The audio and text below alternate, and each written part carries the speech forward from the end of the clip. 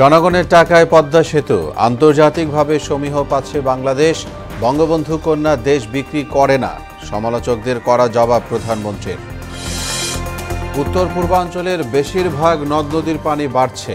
সুরমা ও কুশিয়ারার পানি বিপদসীমার নিচে, জামালপুরের বন্যা পরিস্থিতির অবনতি। এবং চট্টগ্রামে পাহাড় ধসে 18 বছরে 3 শতাধিক মানুষের মৃত্যু। বন্ধ হয়নি ঝুঁকিপূর্ণ বসবাস, বর্ষা এলেই শুরু হয় লোক দেখানো তোড়জোড়।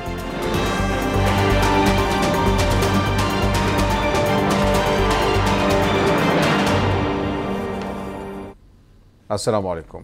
আমন্ত্রণ মোহনা সংবাদে এতক্ষণ শুনছিলেন শিরোনাম। আপনাদের সঙ্গে আছি মোহাম্মদ ওয়ালিউল্লাহ। এবার বিস্তারিত। গোপালগঞ্জের টুঙ্গিপাড়ায় জাতির পিতা বঙ্গবন্ধু শেখ মুজিবুর রহমানের সমাধিতে শ্রদ্ধা জানিয়েছেন প্রধানমন্ত্রী শেখ হাসিনা।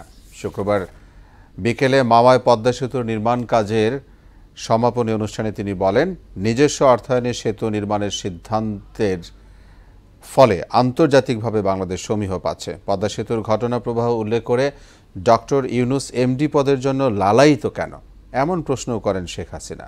নাসির উদ্দিন জানাচ্ছেন বিস্তারিত।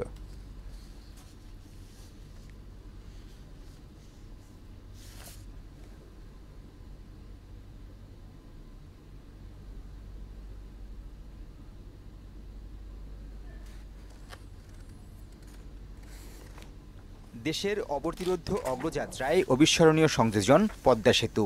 অর্থনৈতিক ও সামাজিক গুরুত্ব বিবেচনায় এ সেতু উন্নয়নের এক অনন্য দৃষ্টান্ত। উদ্বোধনের 2 বছরেই বদলে গেছে দক্ষিণ পশ্চিমাঞ্চলের যাতায়াত চিত্র। 2022 সালের 25 জুন পদ্মা সেতু প্রকল্পের সড়কপথ এবং 23 সালের 10 অক্টোবর চালু হয় রেলপথ। বাকি ছিল নদী শাসন সহ কারিগরি কিছু কাজ। এছাড়া বড় অবকাঠামো তৈরির পর ডিফেক্ট লাইবিলিটি পিরিয়ড থাকে। সব মিলিয়ে গেল 30 জুন শেষ হয় পদ্মা বহুমুখী সেতুর পুরো প্রকল্প।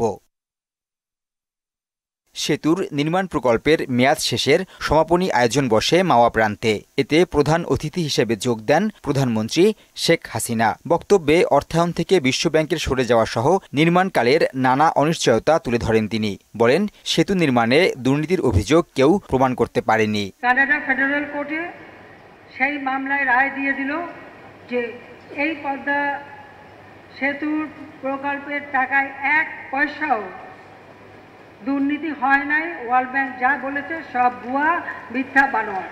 ডক্টর ইউনুসের এমডি পদ বাঁচাতে বড় বড় দেশের রাষ্ট্রদূতরা অর্থায়ন বন্ধের হুমকি দিয়েছে বলেও জানান শেখ হাসিনা। এমডি পদের জন্য আমার কাছে তদবির করতে হিলারি ক্লিনটন ফোন করলেন। 20 মিনিট ধরে ফোন ছাড়ে না। আমি শুধু জিজ্ঞেস করলাম যে আমাকে একটা কথা বলেন যে এই এমডি পদে কি মধু আছে। তিনি বলেন, সব ষড়যন্ত্র মোকাবিলা করে জনগণের শক্তিতেই সেতু নির্মাণ সম্ভব হয়েছে, যা এখন দেশের গর্ব ও সক্ষমতার প্রতীক। এই সেতু আমাদের গর্বের সেতু। এটা টাকার অঙ্ক দিয়ে বিচার করার নয়। যে একটা সিদ্ধান্ত বাংলাদেশকে অন্তত সেই মর্যাদা দিয়েছে যে আগে যারা কথায় কথায় আমাদের উপর খবরদারি করত আর ভাবখানা ছিল যে এরা ছাড়া বাংলাদেশ চলতেই পারবে না, সেই মানসিকতাটা বদলে গেছে। বাংলাদেশ অপ্রতিরোধ্য গতিতে এগিয়ে যাবে বলেও প্রত্যয় জানান প্রধানমন্ত্রী। সব ষড়যন্ত্রের বেড়াজাল ভেঙে দক্ষিণের দুয়ার খুলে দেয়া এই সেতু কেবল যোগাযোগই নয়, বিরাট পরিবর্তন এনেছে এই অঞ্চলের আর্থসামাজিক খাতে। এখন পর্যন্ত সেতু দিয়ে যানবাহন পারাপার হয়েছে 1,27,00,000 আর 29 জুন পর্যন্ত রাজস্ব আদায় হয়েছে 1,661 কোটি টাকা। সেতুটি বিরাট পরিবর্তন এনেছে দেশের অর্থনীতিতেও। নাসির উদ্দিন, মোহনা সংবাদ, মাওয়া, মুন্সিগঞ্জ। গোপালগঞ্জের টুঙ্গিপাড়ায় জাতির পিতা বঙ্গবন্ধু শেখ মুজিবুর রহমানের সমাধিতে শ্রদ্ধা জানিয়েছেন প্রধানমন্ত্রী শেখ হাসিনা। 1975 সালের 15 আগস্টের হত্যাকাণ্ডে অন্যান্য শহীদদের বিদেহী আত্মার শান্তি কামনা করে মোনাজাতে অংশ নেন তিনি। শুক্রবার বিকেলে পুষ্পস্তবক অর্পণের পর জাতির পিতার স্মৃতির প্রতি গভীর শ্রদ্ধা জানিয়ে কিছুক্ষণ নীরবে দাঁড়িয়ে থাকেন প্রধানমন্ত্রী। পদ্মা সেতু পার হয়ে গোপালগঞ্জের টুঙ্গিপাড়ায় তার পৈতৃক বাড়িতে পৌঁছান শেখ হাসিনা।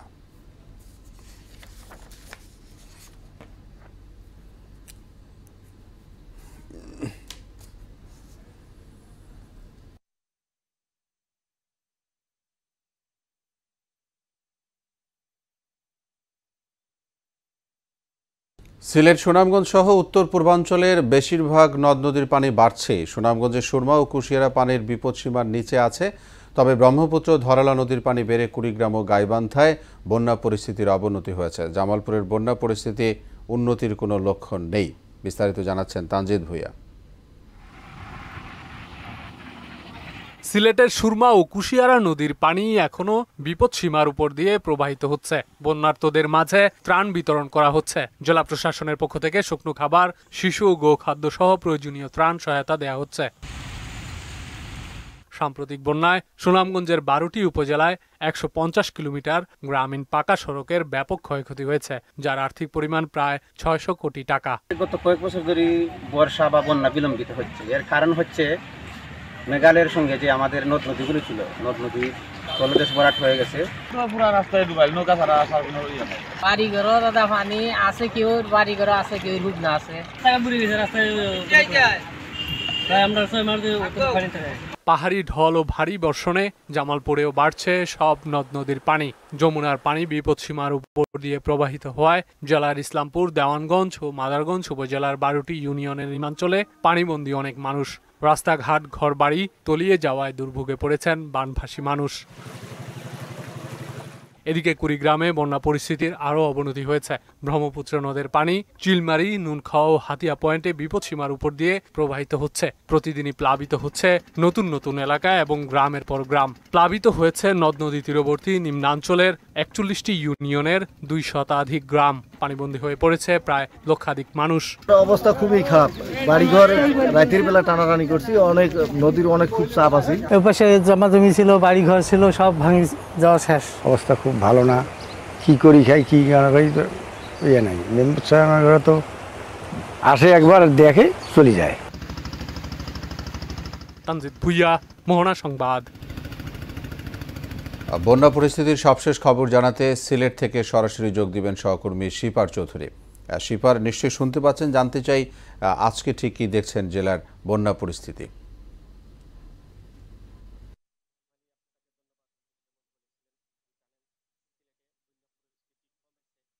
এখন পর্যন্ত সুরমা এবং কুশিয়ারার 4টি পয়েন্টে বিপদসীমার উপর দিয়ে পানি প্রবাহিত হয়েছে। সুরমা নদীর খানাইঘাট পয়েন্টে সকালের তথ্য মোতাবেক 65 সেন্টিমিটার উপর দিয়ে পানি প্রবাহিত হচ্ছে এবং সিলেট পয়েন্টে গতকাল পর্যন্ত কিন্তু বিপদসীমার উপর দিয়ে পানি ছিল, কিন্তু আজকে সকালে কিন্তু বিপদসীমার নিচ দিয়ে 7 সেন্টিমিটার নিচ দিয়ে পানি প্রবাহিত হচ্ছে। তো পাশাপাশি যদি কুশিয়ারা নদীর এখনো আমলশীর, ফেঞ্চুগঞ্জ, শেওলা সহ 3টি পয়েন্টে বিপদসীমার উপর দিয়ে পানি প্রবাহিত হচ্ছে, যেখানে কিন্তু এইসব এলাকার পার্শ্ববর্তী এলাকাগুলোতে এখনো কিন্তু মানুষজন কিন্তু খুবই কষ্টে আছে মানুষজন আশ্রয় কেন্দ্র এবং বিভিন্ন নিরাপদ জায়গায় রয়েছে। পাশাপাশি যদি আরেকটি কথা বলি যে কুশিয়ারা নদীর তীরবর্তীতে কয়েকটি ভাত ভেঙেছে, যে কারণে কিন্তু এইসব এলাকার বেশ কয়েক হাজার মানুষ এবং বেশ কয়েকটি ইউনিয়নের মানুষ কিন্তু এখন নিরাপদ আশ্রয় খুঁজতেছে। কেউ কেউ আশ্রয় কেন্দ্রে গিয়েছে, আবার কেউ কেউ আত্মীয় স্বজনের বাড়িতে গেছে। এই এলাকার মানুষজন কিন্তু খুবই মানে খারাপ অবস্থায় আছে।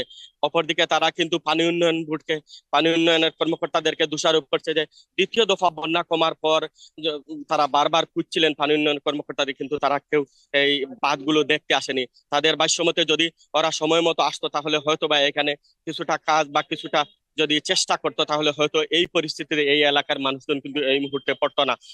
যেখানে এই এলাকার মানুষজন কিন্তু বাজার হাট, ব্যবসা বাণিজ্য, এমনকি দোকানপাট কিছুই খুলতে পারতেছে না। মানুষজন কিন্তু খুব অস্বাভাবিক জীবনযাপন করছে।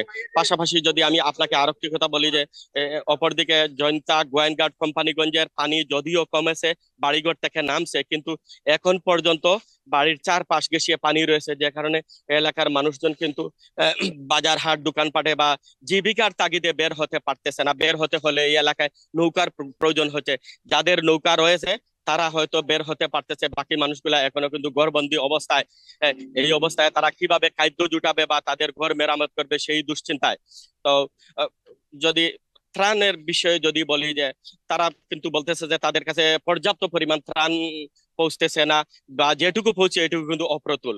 অপরদিকে জেলা প্রশাসন আমাদেরকে যেমনটি বলতেছে যে তারা গতকালকে পর্যন্ত মাননীয় প্রধানমন্ত্রীর পক্ষ থেকে রান্না করা খাবার প্রত্যেকটি উপজেলার প্রত্যেকটি আশ্রয় কেন্দ্র এবং মানুষজন কিন্তু রান্না করা খাবার দিয়েছে এবং ত্রাণ তৎপরতা তাদের কিন্তু অব্যাহত রয়েছে। পাশাপাশি আবহাওয়া অফিস আমাদেরকে যেমনটি জানিয়েছে যে তারা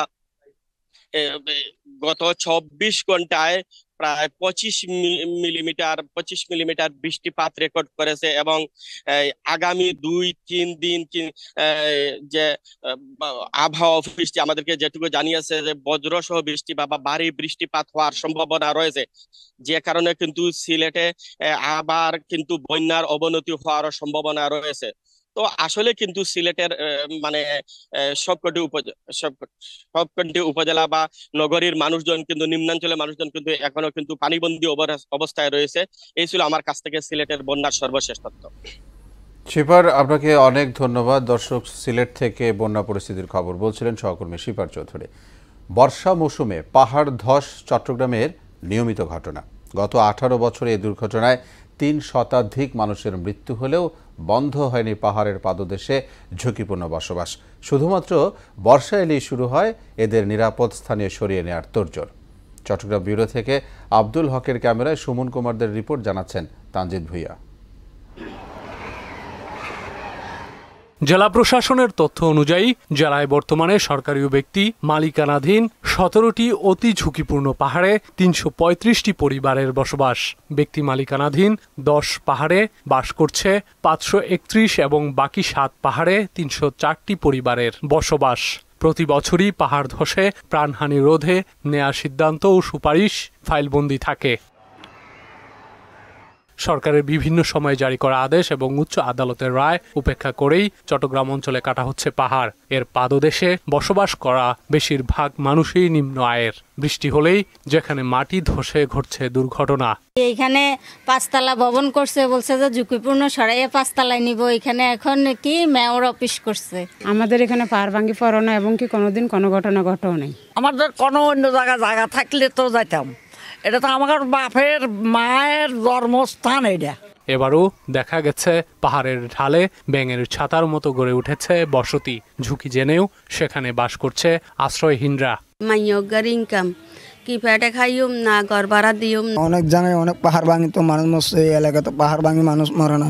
তাদের সরিয়ে আশ্রয়ন প্রকল্পে নিতে চাইলেও পাহাড় ছাড়তে চান না বলে জানালেন পাহাড় ব্যবস্থাপনা কমিটির আহ্বায়ক। বর্ষা মৌসুমে যখন বৃষ্টিপাত শুরু হয় তখন যে সকল পাহাড় বা টিলা বসবাস করাটা ঝুঁকিপূর্ণ, প্রশাসন বা স্থানীয় জনপ্রতিনিধি বা অন্যান্য ভলান্টিয়ার সংস্থা যারা রয়েছে, পুলিশের সহযোগিতা নিয়ে, আনসারের সহযোগিতা নিয়ে, ফায়ার সার্ভিসের সহযোগিতা নিয়ে তাদেরকে আমরা সেখান থেকে সরিয়ে নিরাপদ স্থানে যাওয়ার জন্য বলি এবং আমরা নিয়েও যাই।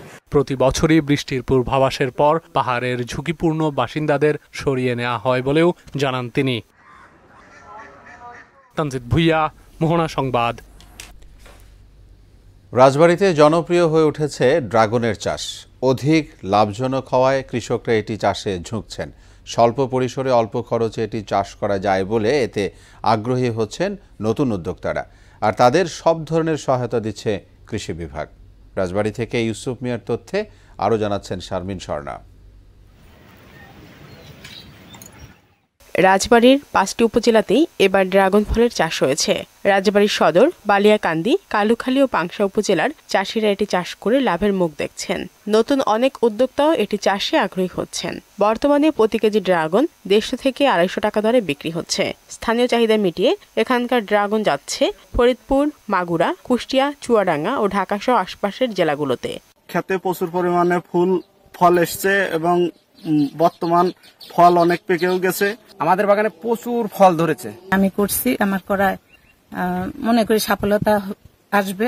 রাজবাড়ীতে এর চাষ সম্প্রসারণে কৃষি বিভাগ কাজ করছে বলে জানালেন এই কৃষি কর্মকর্তা। রাজবাড়ীতে বেশ কিছু উদ্যোক্তা তৈরি হয়ে গেছে, তারা ড্রাগন চাষ এগিয়ে আসছে এবং সফলভাবে ড্রাগন চাষ করতেছে। আমরা আশা করি রাজবাড়ীর মাধ্যমে ড্রাগন চাষ করে সারা বাংলাদেশ আমরা সরবরাহ করতে পারবো এবং রাজবাড়ীর মাধ্যমে বাংলাদেশের বিভিন্ন জেলায় সুপার মার্কেটগুলোয় আমরা ড্রাগন সাপ্লাই দিতে পারবো। মাটি ও আবহাওয়া অনুকূলে হওয়ায় এই অঞ্চল ড্রাগন চাষের উপযোগী বলেও জানান তিনি। শারমিন স্বর্ণা, মোহনা সংবাদ। এবার খেলার খবর, শোক সংবাদ। খেলার সময় হঠাৎ অসুস্থ হয়ে মারা গেলেন দেশের অন্যতম গ্র্যান্ডমাস্টার দাবাড়ু জিয়াউর রহমান।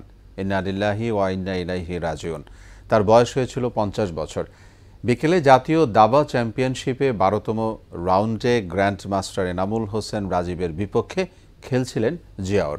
বিকেল 5:50 হঠাৎ মাথা ঘুরে পড়ে যান তিনি। এরপর দ্রুত ইব্রাহিম কার্ডিয়াক হাসপাতালে নিয়ে যাওয়া হয় তাকে। সেখানে দায়িত্বরত চিকিৎসক তাকে মৃত ঘোষণা করেন। 1974 সালে জন্ম নেওয়া জিয়াউর রহমান 1993 সালে ইন্টারন্যাশনাল আর 2002 সালে দেশের দ্বিতীয় গ্র্যান্ড মাস্টারের খেতাব অর্জন করেন। জিয়াউর রহমানের মৃত্যুতে শোক জানিয়েছেন প্রধানমন্ত্রী শেখ হাসিনা। দর্শক, সংবাদের এ পর্যায়ে সবাইকে আমন্ত্রণ জানাচ্ছি সংবাদপত্রের পর্যালোচনা ভিত্তিক পত্রিকার চোখে দেশ অনুষ্ঠানে।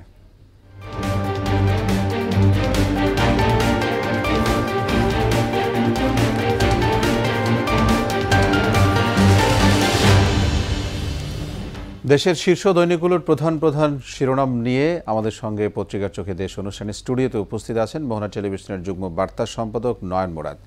নয়ন মুরাদ, আপনাকে স্বাগত জানাচ্ছি আমাদের স্টুডিওতে। আপনাকে ধন্যবাদ। আমরা শিরোনাম নিয়ে কথা বলবো, তার আগে পত্রিকার শিরোনামগুলো পড়ে আসি। আমার হাতে রয়েছে প্রথম আলো শিরোনাম করেছে বগুড়ায় আওয়ামী লীগের দ্বন্দ্বে 15 বছরে 51 খুন, দল ও সংগঠনের নেতাকর্মী খুন, সরকার অনড়, আন্দোলন চালিয়ে যাবেন শিক্ষকেরা, পদ্মা সেতুর জন্য বাংলাদেশ বিশ্বে সম্মান পেয়েছে, সুধী সমাবেশে প্রধানমন্ত্রী। রয়েছে ইত্তেফাক শিরোনাম জানবো 14 বছর পর ক্ষমতায় লেবার পার্টি, প্রধানমন্ত্রী স্টারমার। চলতি মাসের শেষ ভাগে মধ্যমেয়াদী বন্যার আশঙ্কা, যত বাধাই আসুক বাংলাদেশ অপ্রতিরোধ্য গতিতে এগিয়ে যাবে, প্রধানমন্ত্রী এই কথা বলেছেন। প্রিপেইডেও ভুতুরে বিল, বিপাকে লাখো বিদ্যুৎ গ্রাহক, আহমদ রফিক পেলেন আজীবন সম্মাননা, দাবার বোর্ডেই শেষ নিঃশ্বাস জিয়ার। শিরোনাম ছিল সমকালের। রয়েছে বাংলাদেশ প্রতিদিন, তাদের শিরোনাম ব্রিটেনে ভোটে বাংলাদেশিদের বাজিমাত, পার্লামেন্টে যাচ্ছেন রুশনারা আলী, টিউলিপ সিদ্দিক, রূপাহক, আফসানা বেগম, যত বাধা আসুক অপ্রতিরোধ্য গতিতে এগোবে বাংলাদেশ, প্রধানমন্ত্রী। 4 চ্যালেঞ্জে অর্থনীতি, নতুন অর্থ বছরের যাত্রা শুরু, লেবার পার্টি নিরঙ্কুশ জয়, প্রধানমন্ত্রী স্টারমার। রয়েছে যুগান্তরের শিরোনাম ছিল জানবো দেশ রূপান্তর, তারা শিরোনাম করেছে চাপে সরকার, সুযোগে বিএনপি, শিক্ষাঙ্গনে অর্থনীতি সংকট প্রসঙ্গে শিরোনামটি আসছে। পদ্মা সেতুর জন্য বাংলাদেশ বিশ্বের সম্মান পেয়েছে, মাননীয় প্রধানমন্ত্রী কথা বলেছেন। যুক্তরাজ্যকে আলো দেখাবেন স্টারমার, নতুন প্রধানমন্ত্রীর মতামত। রয়েছে বণিক বার্তা, শিশুদের অস্ত্রোপচারের জন্য ভর্তিতে অপেক্ষা করতে হয় 4 মাসের বেশি, জাতীয় হৃদরোগ ইনস্টিটিউট। খুবই খারাপ একটি খবর মনে হয়। 14 বছর পর ক্ষমতায় লেবার পার্টি, নতুন প্রধানমন্ত্রী কিয়ার স্টারমার। দ্য ডেইলি স্টারের শিরোনাম জানবো Bangladesh bank find 6 types of wrongdoing, labour back in power with huge mandate, Padma bridge are source of huge pride for Bangladeshis, PM. এই ছিল আজকের শীর্ষ দৈনিকগুলো শিরোনামগুলো আমরা জানলাম। আমি প্রথমেই আপনার কাছে যুক্তরাজ্যের নির্বাচন প্রসঙ্গেই আসতে চাই, সেখানে আরও খবরও আছে এটাকে ধরে। যেমন হচ্ছে যে যুক্তরাজ্যে আপনি জানেন যে কনজারভেটিভ পার্টির ভরাডুবি হয়েছে, তারা 14 বছর ক্ষমতায় ছিল কিন্তু এখন আর তারা থাকতে পারল না।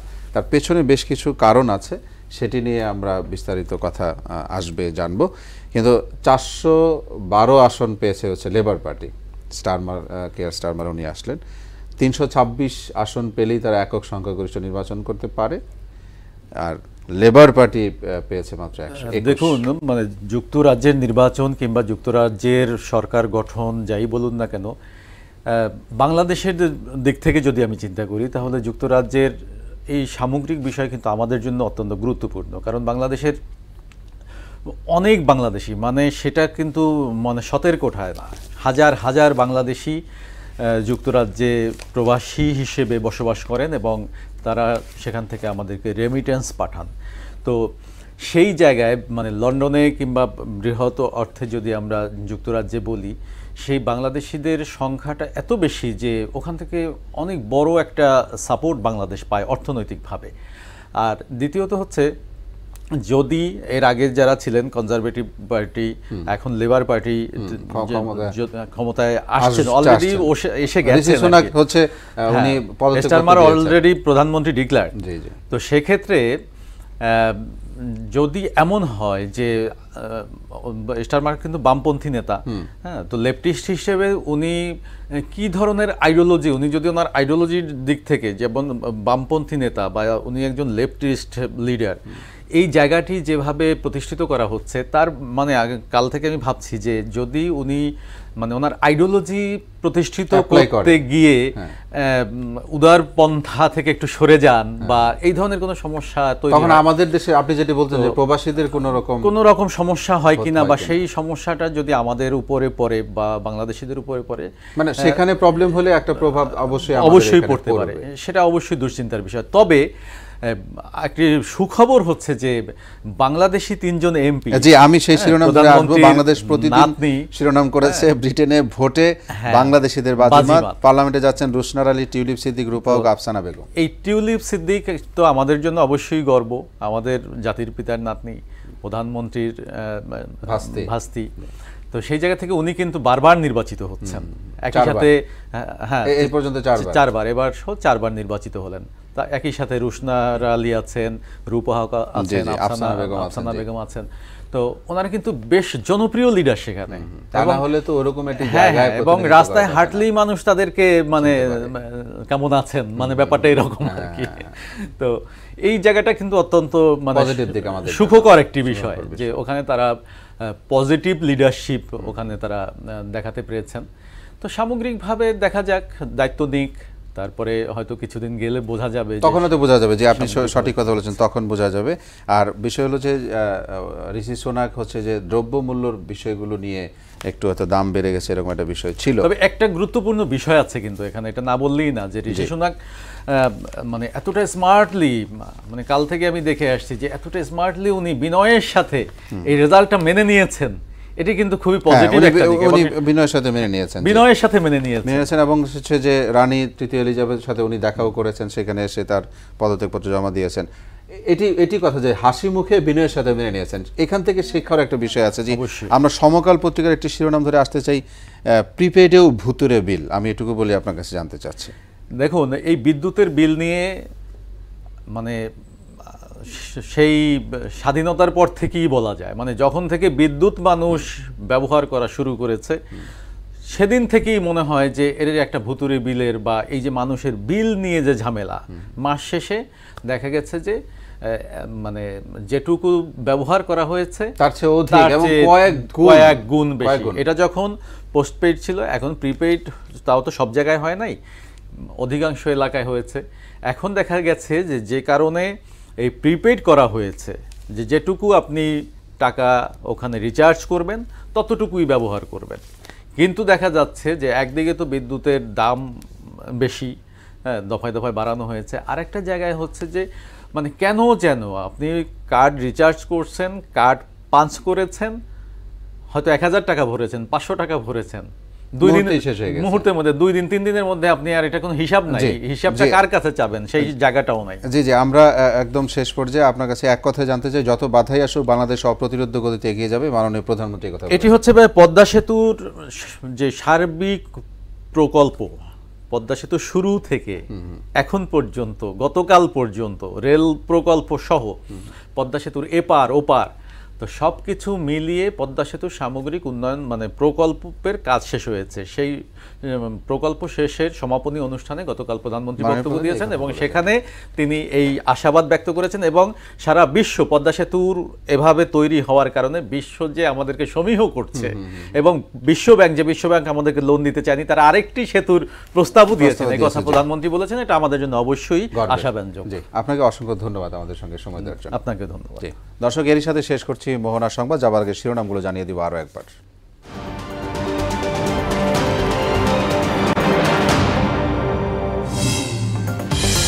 জনগণের টাকায় পদ্মা সেতু, আন্তর্জাতিকভাবে সমীহ পাচ্ছে বাংলাদেশ, বঙ্গবন্ধু কন্যা দেশ বিক্রি করে না, সমালোচকদের কড়া জবাব প্রধানমন্ত্রীর। উত্তর পূর্বাঞ্চলের বেশিরভাগ নদ নদীর পানি বাড়ছে, সুরমা ও কুশিয়ারার পানি বিপদসীমার নিচে, জামালপুরের বন্যা পরিস্থিতির অবনতি। এবং চট্টগ্রামে পাহাড় ধসে 18 বছরে 3 শতাধিক মানুষের মৃত্যু, বন্ধ হয়নি ঝুঁকিপূর্ণ বসবাস, বর্ষা এলেই শুরু হয় লোক দেখানো তোড়জোড়। এই ছিল মোহনা সংবাদে। পরবর্তী সংবাদ দুপুর 1টায়। এর আগে সংবাদ এক নজরে দেখবেন 12টায়। মোহনার সবশেষ খবর জানতে ভিজিট করুন www.mohana.tv। সংবাদ দেখতে পারেন ফেসবুক ও ইউটিউবেও। এতক্ষণ সঙ্গে থাকায় ধন্যবাদ সবাইকে।